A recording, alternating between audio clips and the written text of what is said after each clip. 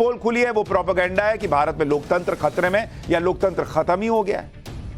राहुल गांधी दुनिया में घूम घूम कर यही बता रहे हैं कि भारत में तो भाई सब खत्म ही हो गया, कुछ नहीं बचा, भारत में तो सिर्फ एक आदमी की चलती है, नरेंद्र मोदी की, भारत में तो लोकतंत्र बचा ही नहीं। यही बात उन्होंने यूनाइटेड किंगडम में कही थी, ब्रिटेन जाकर, यही बातें उन्होंने हाल के अमेरिकी दौरे में कही। अमेरिका में राहुल गांधी ने माहौल तब बना रहे हैं जब पीएम मोदी को इसी महीने अमेरिका जाना है, लेकिन राहुल गांधी की बातों पर उन लोगों को अमेरिकी सरकार से जवाब मिल गया जो लोग पीएम मोदी के खिलाफ लोकतंत्र पर खतरे वाला दुष्प्रचार करते रहते हैं। अमेरिका में राष्ट्रपति निवास व्हाइट हाउस के प्रवक्ता और वहां के बड़े अधिकारी जॉन किर्बी से जब यह सवाल किया गया कि भारत के लोकतंत्र के बारे में आप क्या कहेंगे, क्योंकि भाई राहुल गांधी बार बार कह रहे थे लोकतंत्र खत्म हो गया, मर गया, लोकतंत्र खत्म हो गया है, किसी को परवाह नहीं है, नरेंद्र मोदी ने लोकतंत्र खत्म कर दिया है। तो यह पूछा गया उनसे व्हाइट हाउस के प्रवक्ता से कि भाई आपको क्या लगता है भारत के लोकतंत्र के बारे में। तो अमेरिकी सरकार के इस अधिकारी ने साफ कह दिया कि भारत में लोकतंत्र जीवंत है और अगर किसी को शक है तो वो खुद दिल्ली जाकर देख ले। सुनिए आप भी और सुनवाइए राहुल गांधी को भी। And there have been questions about the health of India's democracy under Narendra Modi. India is a strong partner on very, very many levels with the United States. You saw that in Shangri-La, Secretary Austin announced some additional defense cooperation now that we're going to pursue with India. Of course, there's an awful lot of economic trade between our two countries. India is a member of the Pacific Quad and a key friend and partner with respect to Indo-Pacific security. I could go on and on and on. There's innumerable reasons why India certainly matters, not just bilaterally between the two of our nations, but multilaterally on very many levels.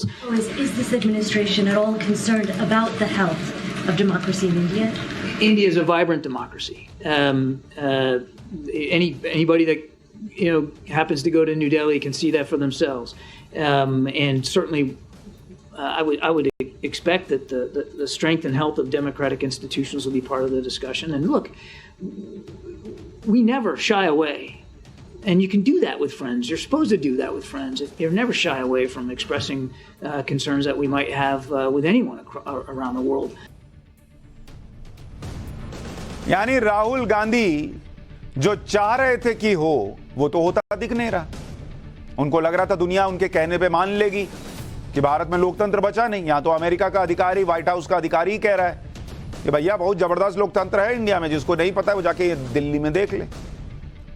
जैसा माहौल राहुल गांधी विदेश में जाकर मोदी सरकार के खिलाफ बना रहे हैं, ऐसा ही माहौल बीबीसी के मामले में नरेंद्र मोदी के खिलाफ बनाया गया था।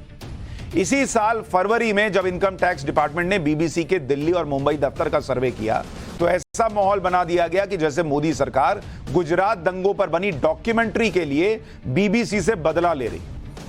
बीबीसी ने भी ऐसा ही माहौल बनाया कि उनके ऊपर बहुत दबाव बनाया जा रहा है।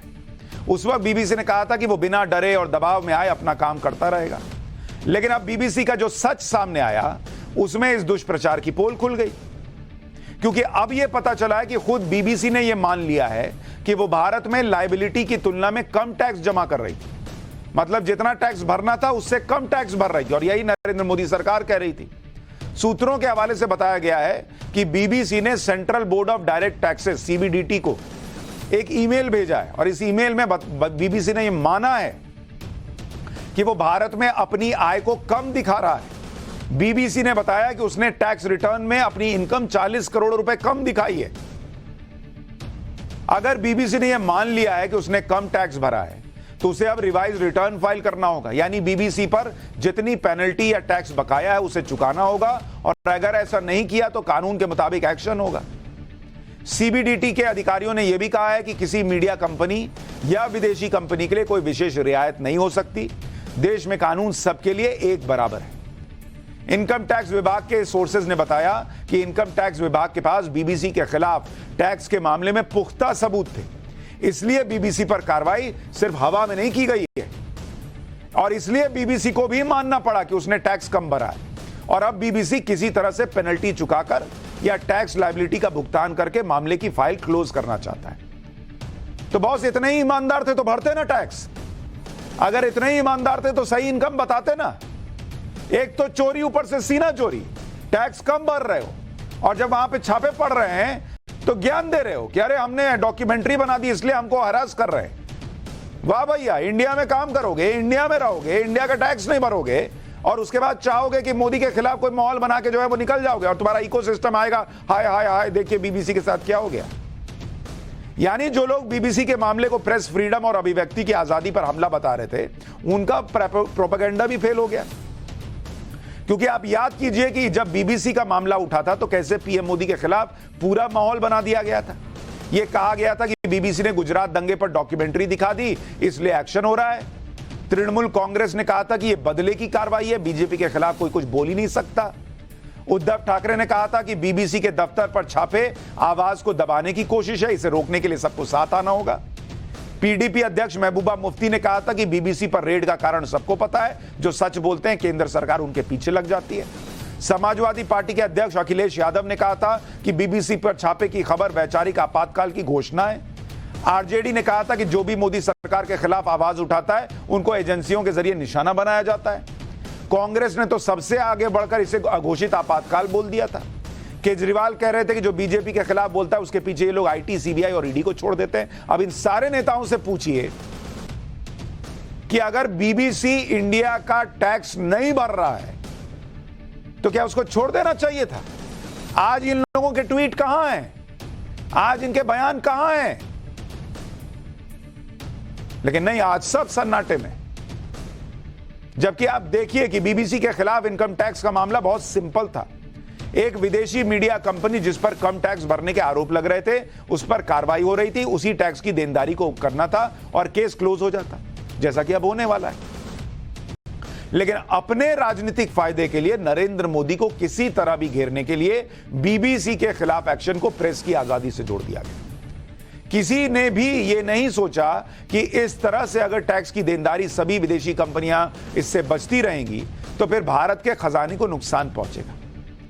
इसी राजनीति की वजह से बीबीसी जैसी विदेशी कंपनियों का हौसला बढ़ जाता है, वो खुद को कानून से ऊपर मानने लगती है। और कई लोगों को नरेंद्र मोदी से दिक्कत ही यही है बॉस, कि वो उन लोगों को जिन्हें सालों से आदत थी कि वो देश के कानून से ऊपर है, उनका इकोसिस्टम देश के कानून से ऊपर है, उन लोगों को पिछले 9 साल से बता रहे हैं कि तुम इंडिया में इंडिया से ऊपर नहीं हो सकते। और इसीलिए इन लोगों को नरेंद्र मोदी से दिक्कत है। अपने खिलाफ टैक्स केस का विभाग को जवाब देने की बजाय बीबीसी कहने लगती है कि वो किसी से डर कर या दबाव में काम नहीं करेगी। अरे पहले टैक्स भरो फिर बात करना। खुद को अभिव्यक्ति की आजादी का चैंपियन बताने लगती है, पहले टैक्स भरने के चैंपियन बनो। और हमने आपको अप्रैल में बताई थी एक्सक्लूसिव रिपोर्ट, आपको याद होगा पाठशाला में मैंने दिखाया था कि बीबीसी पिछले 4 साल से भारत के कानून को ठेंगा दिखा रहा था और जानते बूझते दिखा रहा था। साल 2019 में मोदी सरकार ने फॉरेन डायरेक्ट इन्वेस्टमेंट यानी एफडीआई से जुड़ी पॉलिसी में कुछ बदलाव किए और कुछ क्षेत्र में एफडीआई को 26% तक सीमित कर दिया।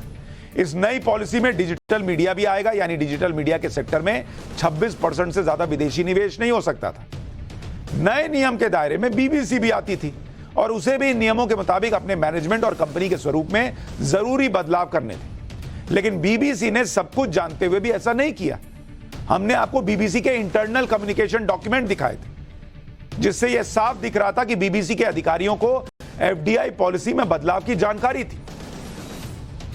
उन्हें यह तक पता था कि उन्हें बीबीसी इंडिया को रिस्ट्रक्चर करना ही होगा, क्योंकि BBC world service India private limited यानी बीबीसी इंडिया का 100% मालिकाना हक बीबीसी वर्ल्ड सर्विसेज यानी ब्रिटेन की एक कंपनी के पास है।